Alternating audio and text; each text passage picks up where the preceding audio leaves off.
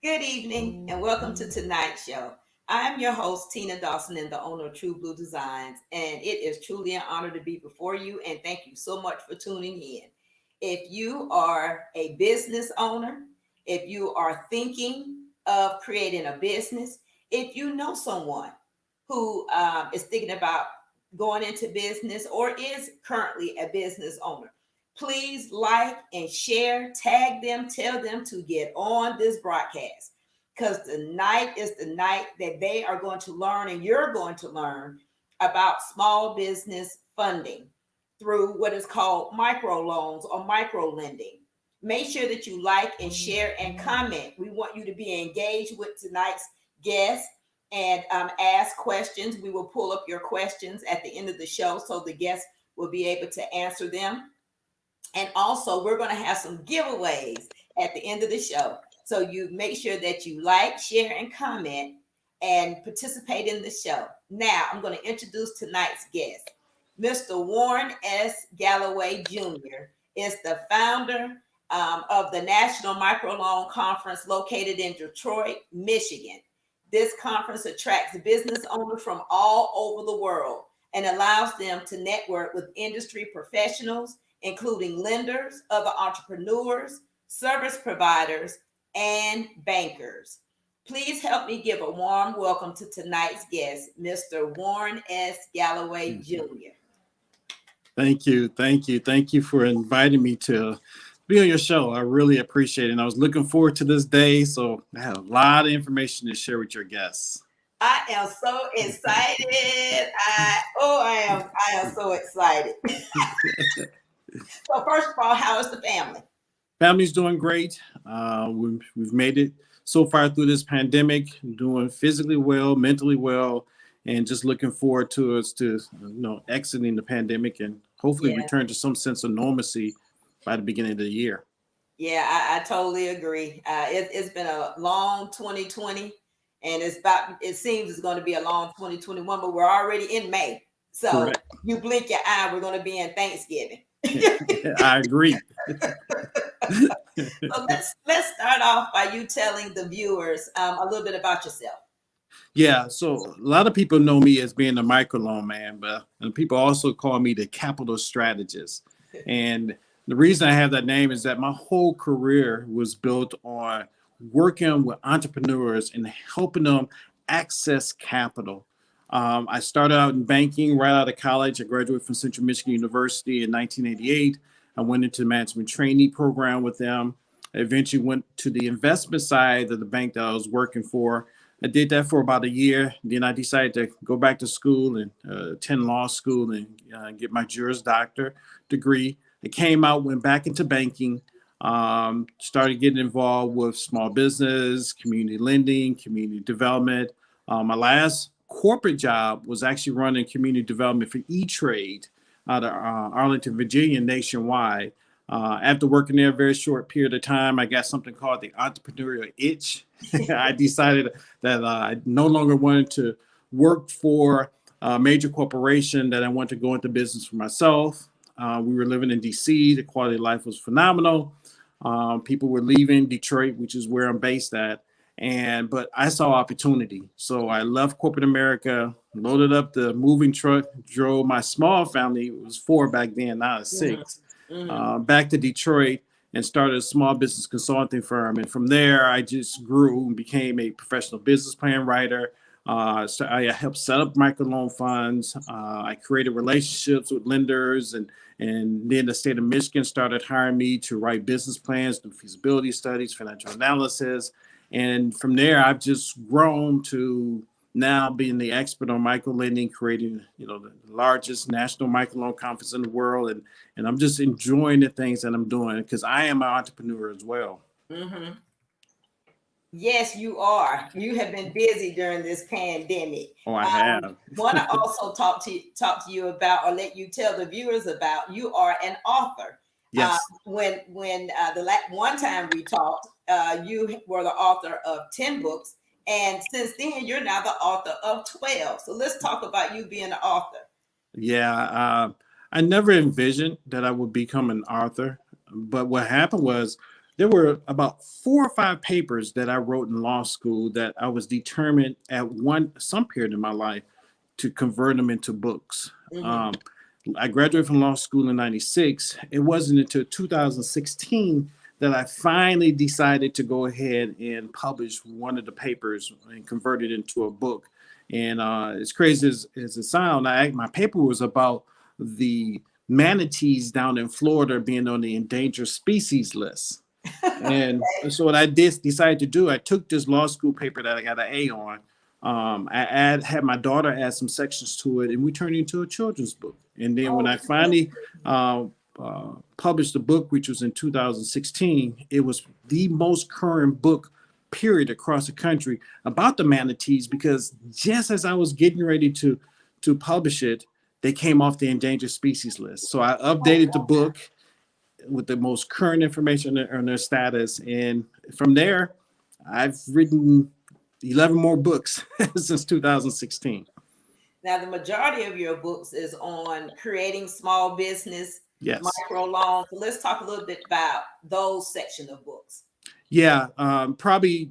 Well, my first book, well, it wasn't just microloans. It was called 10 Easy Steps to Starting a Business, Michigan edition.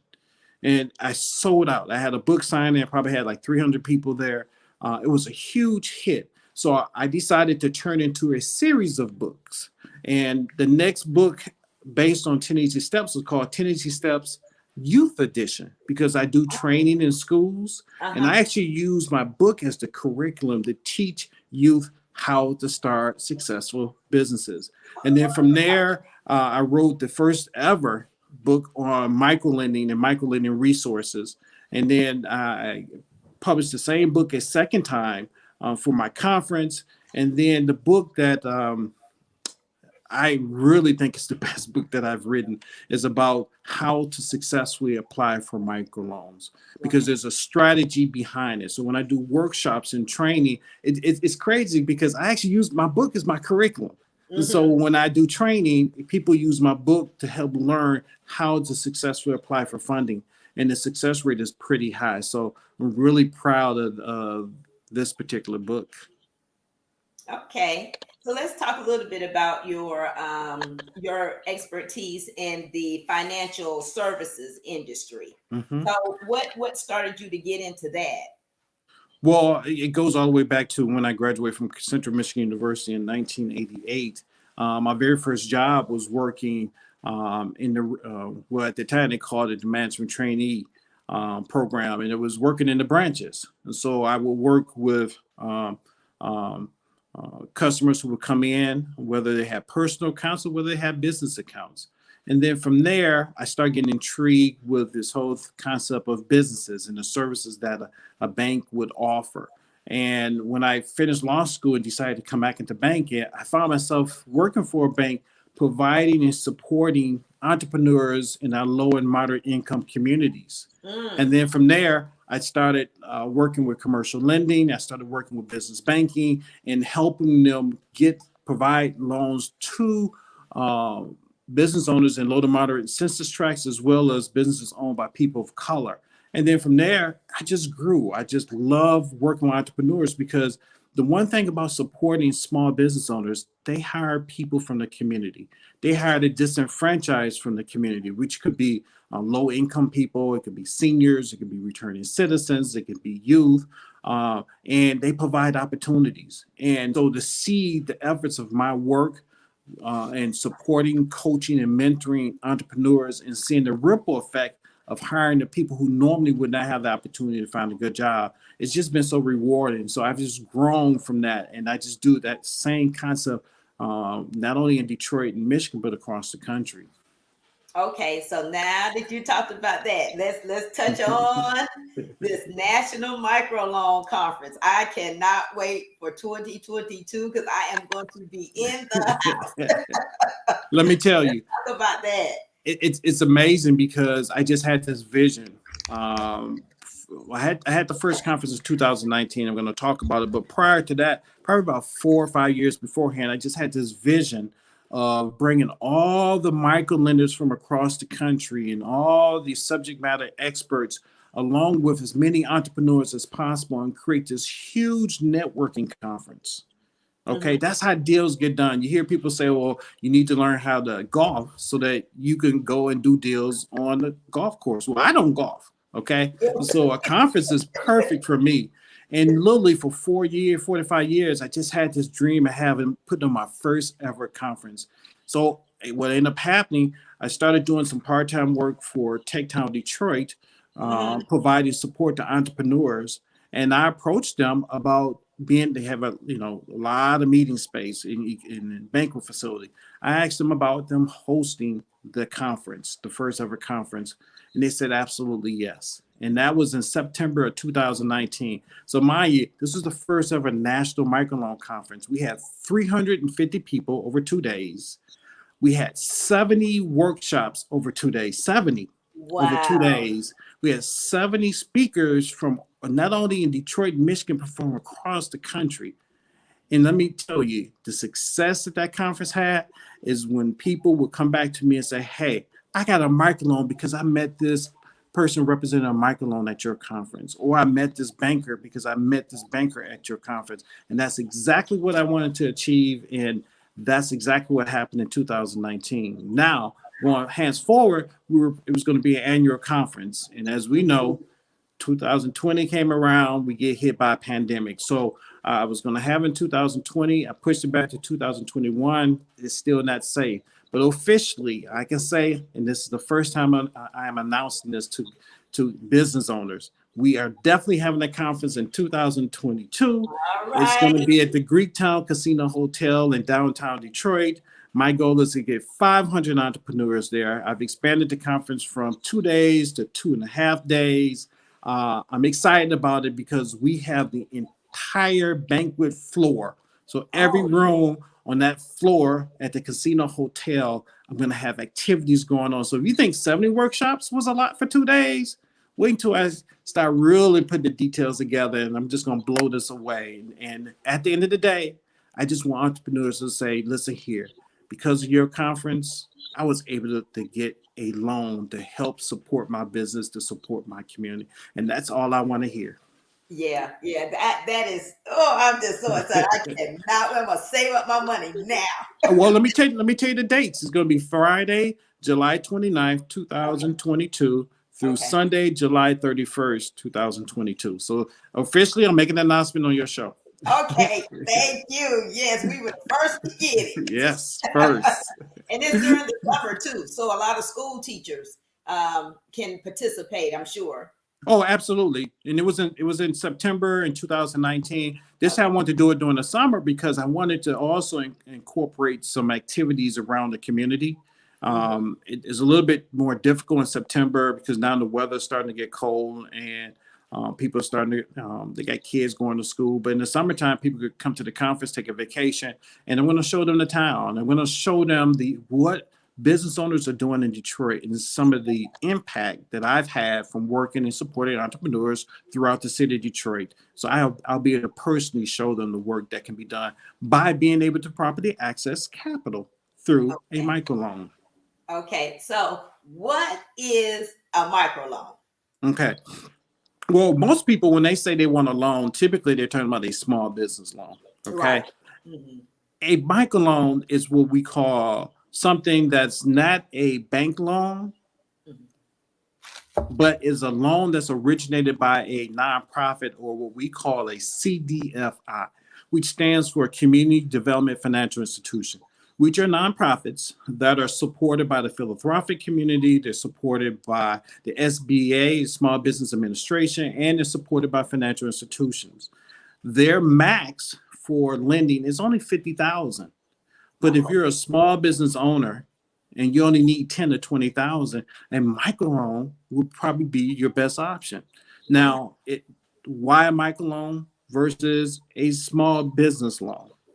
Well, Hmm. first of all, small business loans don't lend that low of amount. Okay. If you went into a bank and said, hey, I need a small business loan for 20,000, two things can happen. One, they're going to say, well, we don't do loans that small. Or two, we can give you a personal line of credit. That's not what you want. You want a business line of credit. That's true. And micro lenders are able to provide term loans, which are, hey, I get 20,000. You make equal monthly payments back over a period of time, say 60 months. Or they can provide you a line of credit. And most entrepreneurs fail because they don't have access to additional funding to hire people, to get a new website, to do social media, how to get the employees properly trained and build out their space, things that they need to do in order to have a successful business. But microlending, because of the dollar amount, as well as they have flexible underwriting criteria. With a Okay. bank, they tell you there's a minimum FICO score, which could be 720, 740, 750. And if you do not meet that minimum FICO score, they turn you right down. If you're a bank, if you're a micro lender and you don't have a 700 score, if you don't have a 600 score, or if you have a high 500 FICO score, they still will consider you for funding. Because guess what? These microloans were created because they understand the difficulties that entrepreneurs go through, and that your credit could be affected because you usually throw all your finances and everything else into the business. And when there's That's true. struggles, yes, you have problems sometimes paying your bills, but they understand that. And so what I'm finding is that not only do they understand it, but some microlenders are not credit score driven. And I talk about this a Okay. lot. They are credit driven. And then when I say that, I say, well, microlender is not credit score driven. They're credit driven. Well, credit score driven are banks, because they tell you a minimum credit score, and if you don't meet that, bam, you get turned down. Well, microlenders, yeah, they look at your credit score, most Mhm. of them, but they also want to know the story behind why it's like that. And if you could provide a satisfactory explanation as to why you have a few bruises on your credit, Mhm. then they're not going to worry about that. They're going to move on to see, well, now how can I support this entrepreneur?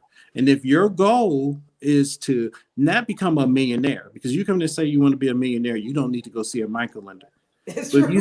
if you say you want to support the community that you live and Mhm. provide jobs and be part of the revitalization of your neighborhood, now they want to listen, because Yeah. that's the goal of microlenders, to put money into the community, to bring communities back.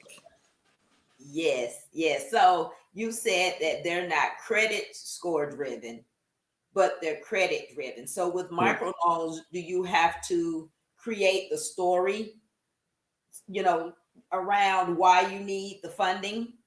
Absolutely. Okay. Absolutely. And the one document, okay, that you need is a business plan. And that business plan has a reek explaining the story of why you're starting this business and the impact it will have. It can't just say that you plan on making $1 million. That's Right. not what they want to hear. If we fund you, because we have flexible underwriting criteria, if we fund you, what impact are we going to have? Right. Okay, I don't, they don't want to just put money in the owner's pocket, but Mm-hmm. what's the ripple effect? And so you put that in the business plan. And I tell people, because I'm also a professional business plan writer, that when you write a business plan, the business plan has to speak on your behalf. Okay. So the way you and I are talking right now, if I was to write a business plan about your show, I'm going to write that business plan just like we're communicating right now, because you're going to have a relationship with that loan officer from that micro loan, but you're not going to have a relationship with that underwriter. The That's underwriter true. knows nothing about you. So you have to communicate through that business plan as to why they should fund your business. And it's no different than a resume. When you apply for a job and you upload it online, you don't see anybody, but your resume, if it tells who you are and why that employer should hire you, they'll read that like, man, I'm hiring Warren Galloway because he has everything I need and he's speaking to me. It's the same thing with a business plan. You need to speak to everyone that, with that business plan, that reads it. You need to speak to each and every single one of them, and they will buy in to giving you the funding that you need for your business. Okay. So magic question based on what you just said. Yes.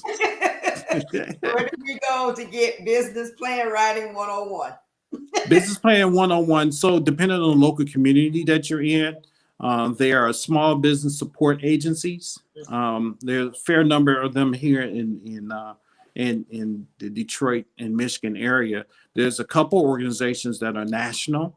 Mm-hmm. One is SCORE. SCORE is an association of retired professionals, and they provide free mentoring and coaching to entrepreneurs across the nation. So whether you're in Georgia, whether you're in New York, whether you're in Michigan, there typically is a SCORE office. And with everything being virtual right now, I really there's no geographic limitations. You can work with any SCORE office.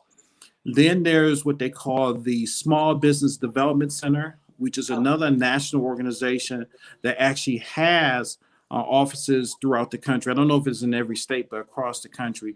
If that doesn't work for you, then you have your local chamber of commerce. You can Google small business support or organizations in your community, and they can help you out in helping develop a business plan.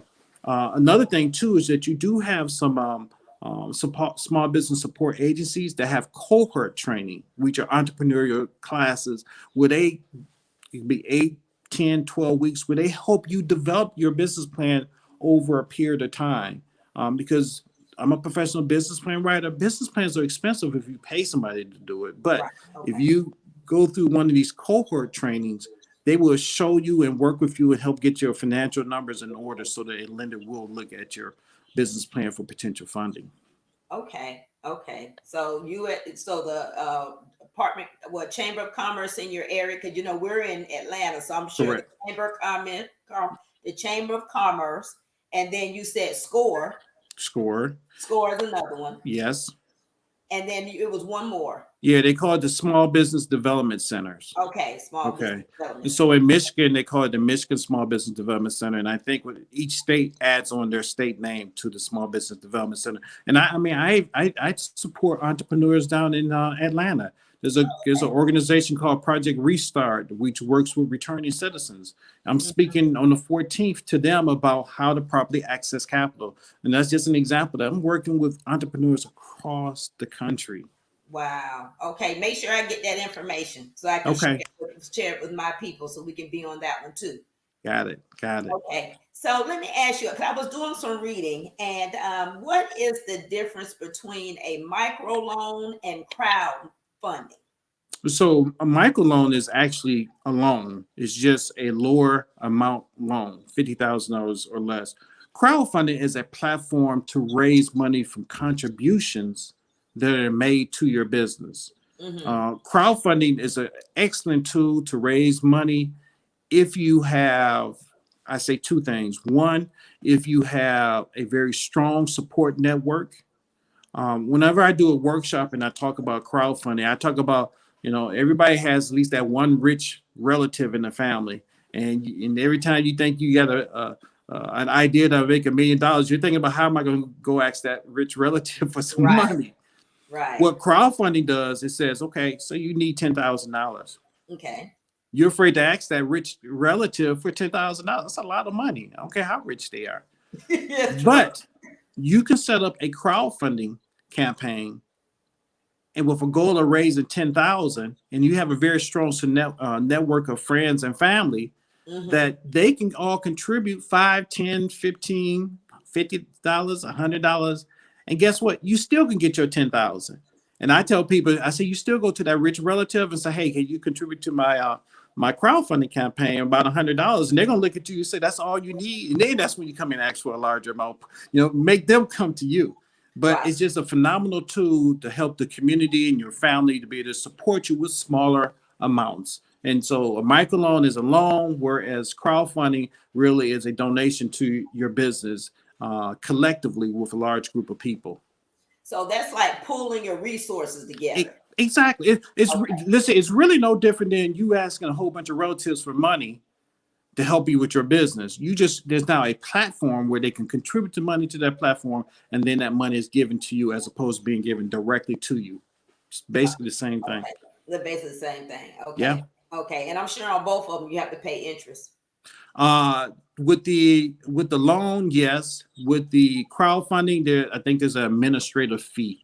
It's not interest; it's an administrative fee. They give the money to you with no payment back. Now, there is a unique product that's out in the market now. That's a combination of a microloan and crowdfunding campaign. Kiva, are you familiar with Kiva? They are a national I think I crowdfunding. saw it today. Okay, so Kiva has in certain cities, like in Detroit and Flint, they have a Kiva microloan. And what's the difference? It brings the best of both worlds together. So if you need 10,000, okay, but you really don't have a large network, but you Mhm. need that 10,000, they will help you set up a crowdfunding campaign, and the money that's raised from that crowdfunding campaign is converted into a loan to you. Oh, And when you pay it back, and it's 0% interest too. That's the cool thing about it. When zero. you pay it back, then they can use the money for other small businesses. But yeah, it's called a crowdfunding microloan. Okay, and that's Kiva, Keva. Correct. Okay, I thought I stumbled upon that today. That's why I was smiling. Yeah. I saw it, but I didn't click on to see what it was. Okay, I'm gonna have to look into that. Let's talk about women owned, minority Mhm. owned businesses and women owned businesses, because Yeah. there's a lot with President Biden. He has really put things into play to help minority owned businesses and small businesses. Because can we talk a little bit about women owned business and minority owned business, especially when you're trying to do business with the government? Oh, absolutely. So when we talk about women-owned businesses, we call those WBEs. WBEs. Okay. Yeah, and when we talk about minority-owned businesses, we call them MBEs, minority business enterprise. Okay. Women business enterprise, minority business enterprise. So you're hearing me say WBE and MBE. Okay. Um, they're very, very important for those who want to just get their foot in the door. Okay, so there's a certification process you can go through. I know with the minority business enterprise certification process, that there are regional organizations that are connected from a national level, so you have the same application. Okay, Uh-huh. so I can apply to become a WB, I mean a MBE here in Michigan. That certification is good across the country because everyone uses the same online application process. Okay. I didn't know that. Okay. Okay. Now with WBEs, I don't know if there's a kind of a central or if there's a connectivity amongst all the states with WBEs. There's an organization here in Michigan called the Great Lakes Women's Business Council, and they do the WBE certification, which with their title would tell me that they certify businesses in the Great Lakes area, which is typically Michigan, Ohio, Indiana, sometimes Kentucky, sometimes Illinois. But outside of the Great Lakes area, I'm not sure who the agency is, but all you gotta do is Google how to get certified as a women business enterprise, WBE, and it should show you the local certifying agencies. Okay. Okay. Um, I, look, I just did a brain freeze. I'm getting up to, the SBA. Let's talk Yes. about that. So, how important is for us as small business owners to get tied into the SBA and all that it has to offer? Is more important than ever before. As a result of the pandemic, most people, so usually people say, hey, I want to get a loan. I want to get a SBA loan. So they typically think they can just go straight to the SBA and apply for a Mhm. loan. Prior to the pandemic, you could not do that. SBA, the SBA, the Small Business Administration, usually funds loans through financial institutions or microloans or CDFIs. They give them the money, basically. Okay. Okay. Mhm. As a result of the pandemic, they actually came out with some grants and one particular loan, the EIDL. Mhm. I think that's the economic injury disaster loan, Mhm. um, where you actually can apply directly on their website even today. Yeah. Okay, and then they came out with the PPP loan.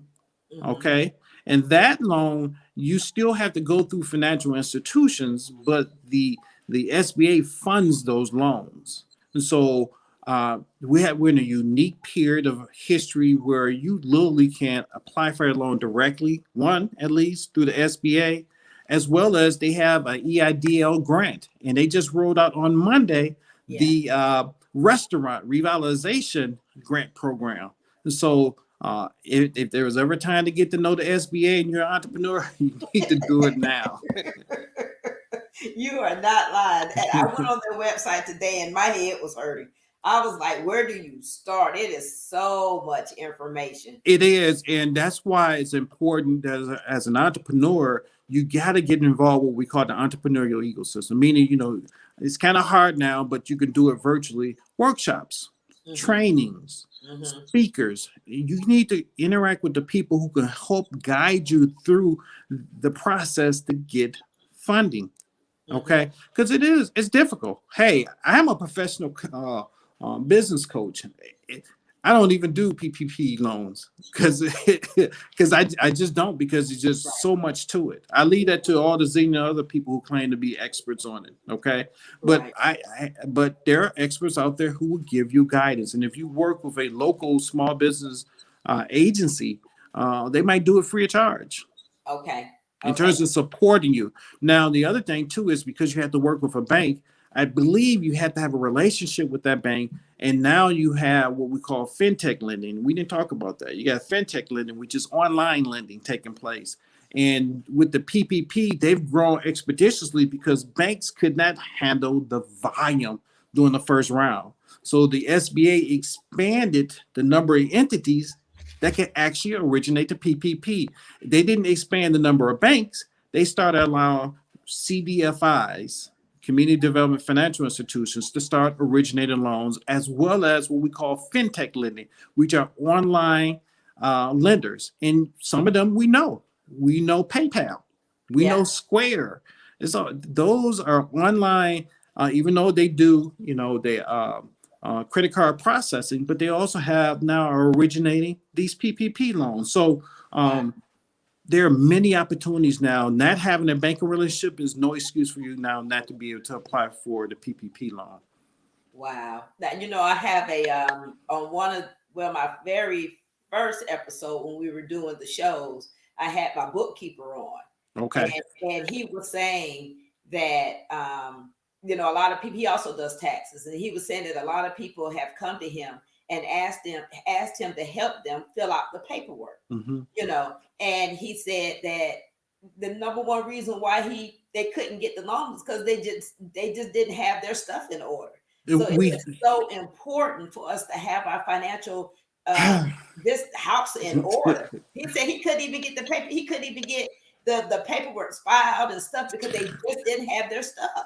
It's a let me tell you, because I still also work with Tech Town Detroit and provide coaching through them. The reality of it is a lot of businesses of color don't have their financial house in order for their business, mm-hmm. and as a result, they had trouble getting funding during that first round. And there were some other factors that we have no control over: Mm-hmm. nepotism, Yeah. favoritism, Mm-hmm. politicalism. All of those things played a part as well. But there was no excuse for not being prepared for the second round because you knew what the barriers were then, meaning Right. you don't have your financial reporting in order. You don't know what you really made the previous 1, 2, or 3 years. You're not tracking your daily, weekly, monthly expenses, and you knew that was a wake up call during the first round of the PPP. It should not have been a wake up call for the second round because you had That's true. time to work with your accountant, your bookkeeper, and then we have some nonprofit accounting agencies across the country who can come in and do the work for you, get you up to par with your financial information so that the second round you'll be able to apply. At least I can't say you'll be approved, but at least Right. apply. And so it was kind of disappointing that there were so many businesses of color were completely eliminated from even applying for the funding because they didn't have their financial house in order. Yeah, yeah. He talked about that. He said it was really sad. He just couldn't believe it. People who you would have thought that they had it together, they did not. And then you only had a window. You had a window when you had to submit the information. Yep. And so if you don't have it together, he says a lot of people he just couldn't help. Yeah. The other thing that I saw that came out recently was, and I think this was new. I had received something about if you're in a low income area, there was another EDIL that came out to say if you put in your zip code, if you were in a low income area on a map, then there was more money that you could apply for. Do you know about that? And if you do, Mm-hmm. can we talk a little bit about that? Yeah, I can tell you the day that came out. It was think it was April 7th, because I get the emails as well. Okay, good. So I'm a small business owner, so I'm looking as well. So I just spoke to someone today about that. And yes, so what they did is, if you remember last year with the EIDL, there was a grant portion as well. And they gave you the grant Yes, first before they gave you the loan.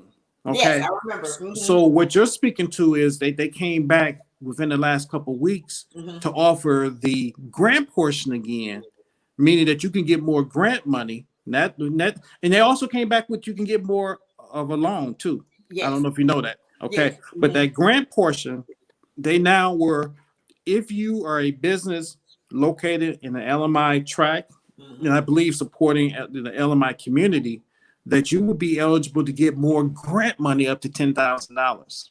Okay, okay. Okay. And then I know on April 7th, they sent out an email opening up the EIDL again for those who got a loan the previous year to get more money, that they're now eligible. If you were approved for 50,000 or 10,000, now you could get another 10, 20,000 on top of what you were approved for before. And all you needed to do was respond back to the email that they sent out. And if you didn't get the email, you can now go to the EIDL portal, and there's a button there. And I looked at it today. That's why it's all clear in my mind. And all you got to do is click on there and put a little information in, and then they put your application in for more EIDL money. That we're in a season that they are basically throwing money Yeah. at us. And like Listen you here. said, if you didn't have your ducks in a row the first time, okay, that's fine. Learn from that and get on this train, because they are making it easier for us to get funding, and easier for us to get grants. And it seems like they're really trying to help us. But like you said, we have to have our financial house in order. You have to. You absolutely do. None of this means anything to you if you don't have your financial house in order. It doesn't. Like I say, that first round was a wake up call. If you're not prepared for the second round, that's on you. Yeah, I totally agree. So you're in Detroit, I'm in Atlanta. We got people watching from all over. Yes, So ma'am. if you're trying to find different nonprofits or different microloans, where should we look? Where should we go in our city? So in Michigan, I can make it real easy for you, because You're one gonna of make my us books, go to this one Detroit. here, is the #1 resource guide to find microlenders in Michigan. Okay. Okay. And then, but in Atlanta, and I know this because one of the books, remember I mentioned before that I was going to do 10 easy steps. Yes. And what I didn't finish telling you is that I'm doing 10 easy steps for all 50 states for adults. Then I'm doing 10 easy steps for all 50 states for youth. And then I'm doing a Spanish version. I'm going to do an Arabic version. I'm going to do a version for those who are visually impaired. I'm going to do a version for those who have a disability. I'm going to do a version for those who are incarcerated. I think my series is going to be similar to the Dummy series of books. Are you familiar with that? That's how I envision it. So it's endless of what I'm going to do. But Georgia's on my list to be one of the next first states that I go to. I just haven't done it yet. So in order to find the micro lenders, to do 2 Google searches for your state. Okay. Look up micro loans in your city Okay. or in your state. Okay. Okay. But in your city, it gets a little bit more specific, or you could do your state, because it could be some statewide micro lenders, meaning that they might be based in what's the state capital? Is it Columbus? That's the state capital for Atlanta. Georgia. Atlanta's the state capital. Okay. So if you're not in Atlanta and you want to apply for a microloan, there might be a statewide lender based in Atlanta that lends in your small community. Okay. Okay. So local and statewide. And then you want to Google CDFI. I've mentioned that several times on this call, which stands for Certified Financial Development Institutes. Those are nonprofit agencies that are funded, once again, by the SBA, philanthropic community, banks, to help revitalize our urban and rural communities. So they might have a microloan program that they can lend money to you. So That's how you would find that information. Until I write my book, you got to do a Google search, okay? For Georgia or any other state for that matter. Well, I told everybody at the beginning of the show to make sure they like, share, comment, stay engaged, because we're going to have some giveaways at the end of the show. Don't Yes. leave. It's going to be good and it's going to be beneficial. So don't leave. Make sure you like, share, and comment. This is some good information because me and you were talking, and the bank's traditional lending Mm-hmm. is not for everybody. Everybody cannot get that, right? Correct. And then, Correct. so what ends up happening if you didn't know about the microloans or the crowdfunding, you end up, you sow into your business, and Yeah. then, you get paid, and then you turn around and you put it back in, and you just keep, doing this. And Yep. usually, your personal funding is what funds the business, right? But at a Correct. certain, you get to a certain fork in the road where that ends up running out and you have to make a decision, right? Exactly. And um, just know banks are an option for a lot of people. Mhm. A lot of people think, well, I can't go to a bank because it's my credit score. But I speak on this subject all the time. Sometimes they don't even get to your credit score in determining whether or not you can apply or not. Sometimes maybe you don't have enough equity in the business. When you get a mortgage and then you need to put 20% down to get a Mhm. conventional mortgage, it's the same way on the small business side. That lender might require you to put 15, 20% into your business before they lend money to you. They're not going to lend you 100%. Okay, I see what you're So saying. you have to have your own equity in there. So if you come to a lender and you got 800 credit score, you're like, oh, I'm going to get approved, and you get turned down. And you're like, oh, well, see, the bank is, they turned me down because of my credit. No, they probably didn't even run your credit. They probably asked, how much equity do you have in this business? How much do you plan to put into the business? And you say, well, I don't plan on doing anything. I want to get all loans for my business. And they're going to be like, we don't do 100% loan to value anymore. Them Okay. days over with. So sometimes it's not the credit that prevents you from going to the bank. It could be some of the other underwriting criteria that you can't meet. And Okay. as a result, you don't get approved no matter what your credit score is. Whereas with a micro lender, they have very flexible underwriting criteria. I've seen as low as 5% going to a deal for someone to get a loan. Okay, we're talking about thousands of dollars or 10%. So even that criteria of equity or investment into your business is much lower than a bank. So I know people who have excellent credit who get microloans, even though they have excellent credit, but they just don't fit the traditional bank underwriting criteria. But they fit the microlending criteria, irrelevant of their credit score. Wow. That was a lot. But when you don't know, you don't know, Right. you know, and when you don't know, you still don't know. Well, see, but once again, I mentioned the one way you get to know is to get involved with the entrepreneurial ecosystem. Yeah. Everything that's going on is in your community that's supporting entrepreneurs. You participate, you Hmm. meet people, you learn, you grow, and you prepare for when you need to access capital because now you've been empowered with information that will help you make it less of a frustrating process to apply for funding. Right, right. If you all have any comments, please put them if you have any questions, please put them in the comments. We're going to go ahead and bring them up on the screen so Warren can answer your questions. Yes. I want to ask you while we're waiting on that, I want to ask you too. I saw on the SBA website that Mm-hmm. they actually have mentoring. Mm-hmm. They will pair you up with someone that's in your um, business class or topic or area, and then and let you work with that particular person, which I thought was nice, almost like shadowing. So Mm-hmm. let's talk a little bit about that because I think that's important. You're not by yourself. Exactly. You don't have to be by yourself. If I'm not mistaken, I think what they do is refer you to agencies that have been established, like SCORE, like Oh, the Small Business Development Center. okay. Okay, and so that you can get that one-on-one mentoring and coaching. The SBA does do workshops as well, but they bring in entities in the entrepreneurial ecosystem. They get those entities and representatives of those entities involved with these workshops. So just know you're right. You don't have to do it by yourself. There is support out there. And that's what I tell entrepreneurs. Don't go along this journey by yourself. You have greater results when you got someone who's coaching and mentoring you through the process. Okay. Okay. And so the National Microloan Conference that's going to be in Detroit in 2022, you have people from all over the world. So everybody can come. We can get the information.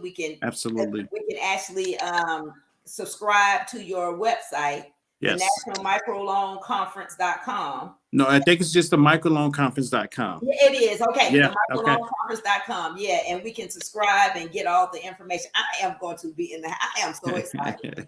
I've never been to Detroit. And so the fact that you said that, I'm going to see more than just the four walls in that building. Yes. Because Yes. when we go to conferences, that's all you see, right? Exactly. No, you listen here. My initial goal for the 2022 is also add a wellness piece to it, Oh, okay. a tour piece to it. Meaning, when I say a tour, not only will you see the great things about Detroit, but I'm going to take you to neighborhoods that receive resources that help them open up their business, and they're typically a microloan. So you can really take this concept of microlending and see the impact and see the people that they're hiring and seeing people walk to work. Not drive, they can walk to work because they're hiring people from the community and see the nature of the people that they're hiring and the lives that they're changing. Because when you hire someone to work at your business in the community, it changes the lives of their family. Now you got income coming in if you didn't have it. Guess what? Now you feel good about yourself.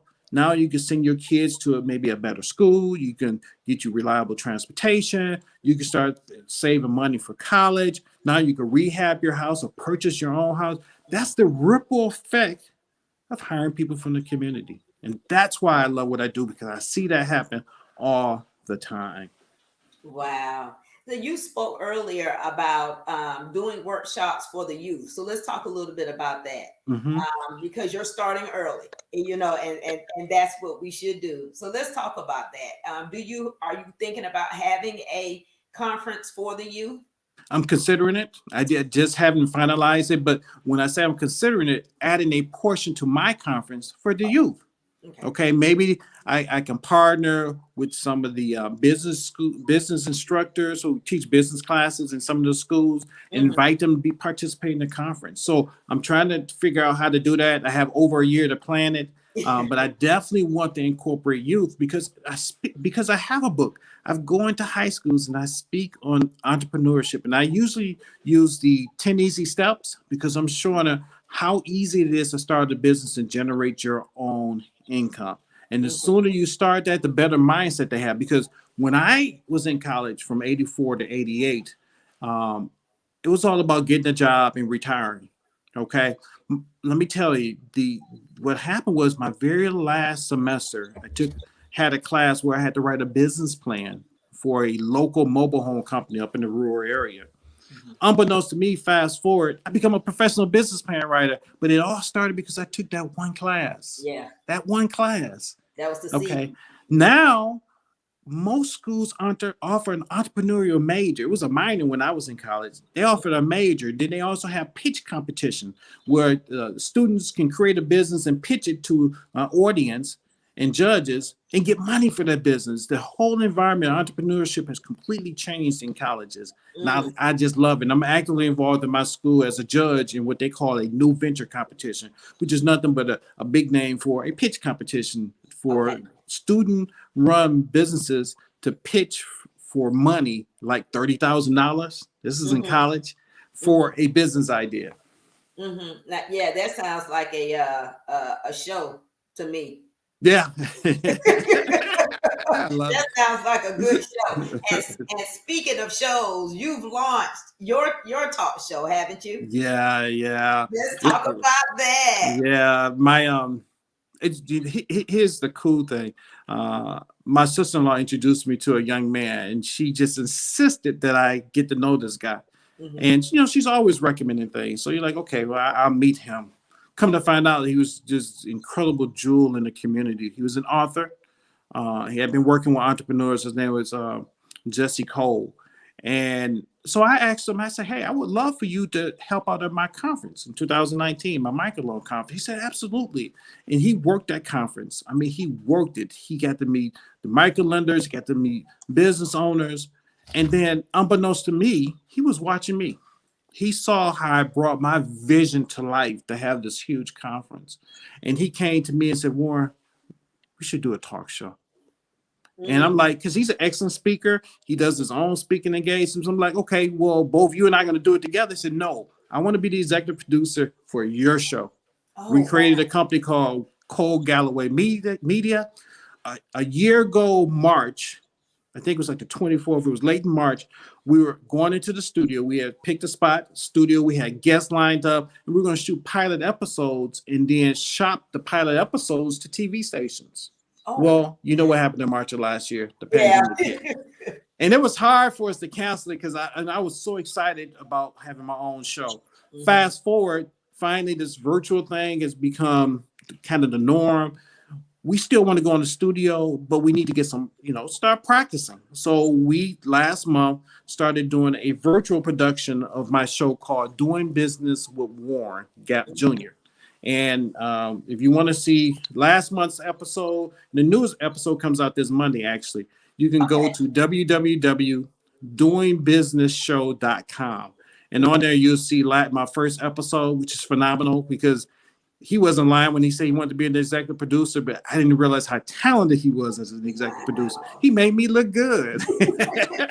like, like some high quality, top notch, which it was, talk show, but it was virtual. So I'm excited to get through this pandemic because I want to get into the studio. I want to have my own background, my chair. I told Jesse, I said, Jesse, I want to do a morning talk show focused on business. So instead of Conan at night, it'd be Warren during the morning. Okay. Yeah. So if you want to see that first episode, and the second one comes out this Monday, I'm doing what we did. We recorded 4 episodes, one a month, and we're going to do 4 more next month for the rest of the year. And then we're going to go twice a month. And then hopefully when we come out of the pandemic, we'll go into a studio. Wow. Well, congratulations. Thank you. Thank you. Oh, we did get a question. Let's see. Okay. Travis wants to know, what about businesses that have established business credit? Will microlenders lend to LLCs? Good Absolutely. question. They will. Absolutely. So let's talk about that then. So I have this question that comes up all the time. How do I establish business credit? And is business credit important? So in theory, it's very, very important, especially if you start your business. You should get a DUNS number, which is from Dun and Bradstreet. Okay. Now they'll give you a DUNS number, which is the business social security number, is the best way to explain it. The difference between a DUNS number and a Equifax profile is that with personal credit, profile is automatically built up. You don't pay for that. It's done. When you apply for credit, it builds up. Okay. With a DUNS number, they market these services to help you build your business profile with your DUNS number. Okay. The theory is that after a year or two of having trade lines on your business credit, like, getting a Staples card and paying it back, or getting a gas card for your business, paying it back. All those trade lines show up in your business credit. The theory is that after a couple of years and you build up such strong business credit that lenders, include microlenders, might not look at your personal credit. Your personal credit can be in so-so and with bruises, but if you have excellent business credit, they might get a lend to you based on the excellent business credit you have, not your personal credit. So that's in theory how it works. Sometimes it does, sometimes it doesn't. Let me ask you a question about that, because I was on the phone with DMV today. So oh wow! I'm glad Travis asked this question. And there were 3 different services that, of course, they were trying to sell me. Mm-hmm. And the question that I have is, when you're trying to build your business profile through the DMV, okay, is it better to go ahead and pay for one of those services, so that because without it, it's only very little you can do, right? So is it best to pay for one of those when you're trying to to build your profile so that you can get microloans or business credit, or is the basic DNB platform of what they give you enough? You're gonna have to pay, unfortunately. That's the only way you can really build it to the level that you need to have them focus on your business credit. Yeah. Okay. Okay. And you know they had three different plans. So and then they'll let you pay in three different payments. I mean three payments Right. of the plan, Right. which wasn't as bad as you just giving them a chunk of money. But I just didn't understand when she was going over all of that information today. I'm glad that Travis asked this question, because I was like, what do you do? Because eventually you're going to want to stop using your money. Yeah, exactly. What we Exactly. talked about earlier. Yeah. Basically, what I was saying is you won't have the person guarantee for the financing because they'll use your business credit. Right. Okay. Because typically what happens if you don't have business credit, then you got person guarantee it. You're trying to get away from that and allow your business to become self-sufficient without pulling your personal credit into it. So the services that they offer is a paid service to build your profile. But in theory, they're building your profile so that you can have trade line items on there so that hopefully the lenders won't look at your personal credit. They only look at your business credit. And so if you have a DUNS number and you don't build business credit, unless you have a government contract, because I think government contracts, they automatically report to your profile. It really doesn't do anything for you to have the DUNS number. It's just out there. So if you're not building your profile, you're not really taking advantage of building business credit. Yeah, and I found out today that you have to really work in a relationship with your suppliers to get them to report to the DMV. I learned that out today, because you're thinking that, you put that information out there that they would automatically, report because they know you have a DUNS number, but, they might, your supplier might not even have one. And that's true. And I don't know how to get the supplier to report to your Dun and Bradstreet number. And I'm sure your DUNS number, but you can contact Dun and Bradstreet. They can tell you how to do that. But I do know if you're going for government contracts or if you're going for government grants from grants.gov, they want you to have a Dun and Bradstreet number, DUNS number. So you have to have it. That's why I say I think with government contracts, they still might report it, but it does not build a profile that you want to have so that you can get away from always personally guaranteeing things for your business. Yeah, that's huge. Yeah, it is. Here's the other thing too. Sometimes having a profile might not have anything to do with you trying to get money. It could be someone trying to legitimize that you're a legitimate business. That's true. So if you have trade line items on there, they can say, okay, well, this is a legitimate business because I can see these business related transactions that are on their profile. But if you don't have a DUNS number, they might say, well, it might be a fly by night company. Yeah. And I think your personal credit and your business credit, both of them tells suppliers and people who are potentially want to do business with you whether or not you are a good risk. Exactly. And that's all that is anyway. That's all it is. But here's the thing. I don't think credit tells everything. I've learned that from dealing with microloans, because you don't have to have perfect credit. The key to is explaining, we have hiccups in our lives. It could be the financial downturn. It could be loss of a job. It could be a divorce. It could be medical bills. That's why it's important for you to take a look at your personal credit, because you get a free credit report. I think it's freecreditreport.com. I think when you once a year, the federal government makes it mandatory, you get a free credit report from all three major credit reporting agencies. You need to go through there, and you have the ability to provide explanations to why these bruises are on your credit.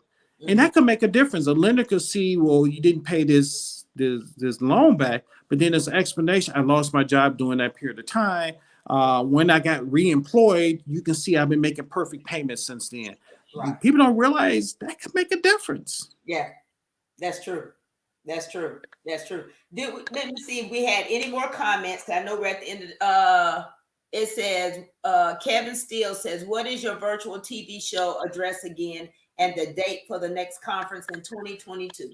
So the domain name is www.doingbusinessshow.com. www.doingbusinessshow.com. My conference next year in 2022 is going to be Friday, July 29th through Sunday, July 31st. Okay. And so, well, let's run his ticker one more time so that people can get his actual website. There we go. We're going to run that. Now, before we end the show, we said that we're going to have some giveaways. So, Warren, do you have what we're going to give away? Is we're going to look at the end of the show, we're going to go into the comments and we're going to look to see who was engaged in the show. Okay. And we're going to pick winners of those of you who like, share, comment, you were engaged in the show. So, Warren, tell Yes. them what they're going to win. So 2 business owners will receive a free copy of my How to Successfully Apply for a Microloan book. And it's going to be signed too. It's going to have my signature on it. So yeah, I just need you to identify who those entrepreneurs are, get their information to me, and I will drop it in the mail. Thank you so much. Okay, so I told you all we were going to have some goodies at the end of the show. So I hope that you like, share, and comment. Thank you to everyone who participated in the show and sent in comments. Warren, yes, ma'am. It has been a blessing to know you. Yes. We're going to have you back on, just talk about how I met you. Okay. Because it had nothing to do with microloans. No, I had nothing at all. But you have a wide variety of what's the word? I got tongue-tied, okay. but you have your hand in a lot. Let's just say that. I do. And you know what? And I love what I do because the impact. And I tell people all the time, I didn't get this experience. I didn't get this expertise by myself. It was my community. It was my family. It was my friends. It was my neighbors. It was my associates. It was my classmates. So what I've been gifted with, okay, I've had the best education. I have a bachelor's degree in business and marketing. I have a law degree. I've ran an entire department for E-Trade nationwide. I ran nationwide. Think about that. I cracked the glass ceiling. But I've never had such gratification or satisfaction from doing those things compared to what I'm doing working with people in the community and helping them start businesses and employing people from their neighborhoods. That's the greatest professional satisfaction I've ever had in my life. And so I'm just taking it to the next level so I could be able to impact more people. I mean, there are millions of people in the United States. Can I touch 10% of the people in the United States or the world or North America? Because I could work with businesses in Canada. I could work with businesses in Mexico. And so we're talking about something that could potentially go global that I'm trying to do. Well, and also that conference is going global because you're going to have to come out of just Detroit and put your second conference in Atlanta. I'm claiming it. Listen here, I'm glad you're saying that because my goal was to have it 2 years here and start rotating it across the country. So Atlanta is one of the cities that I'm looking at. So potential, because guess what? I've already told you I'm doing work down there with entrepreneurs. Wouldn't it make sense for me to come down there? Because I'm now starting to build a following. That's true. That's true. And see, and I can be a sponsor. There you go. There you go. Warren, thank you so much for being with us this evening. If you don't win, where can you buy? You can go now. Are your books on which website are your books on? How can they my books, I have a new website that's coming out this week. In theory, you can go to it right now, but it's not complete, although you can still purchase the books. So if you go to WarrenGallowayAssociates.com, that's my consulting firm name, Warren Galloway Associates. No and, because it's WarrenGallowayAssociates.com, and go to the bookstore tab. You actually can go in there and you can purchase the books. Okay, WarrenGallowayAssociates.com, bookstore tab. And then if you forget that, his email is at the bottom. You can email it. Absolutely. And if you want to know more about me, because the Microloan Conference just has my bio, you can go to my personal website, which is warrengalloway.com. I put all my videos, all the press about me in there. on my podcast. That's where I store everything about Warren Galloway. If you want to know about Warren Galloway, you can find out about me on warrengalloway.com. Warren, thank you so much. And again, No we're going problem. to have you back Yes, before the end ma'am. of the year, because I want everybody to know about the phenomenal things you're doing with the youth, that you Yes. have done with the youth, and what you're doing with the youth, because that's how we met. Yes. And so yeah, we've got to have a whole segment just on youth. Let's make it So happen.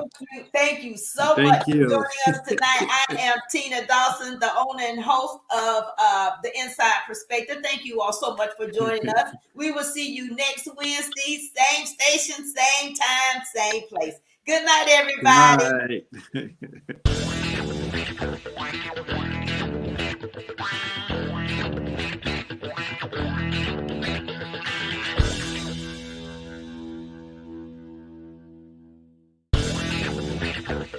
night.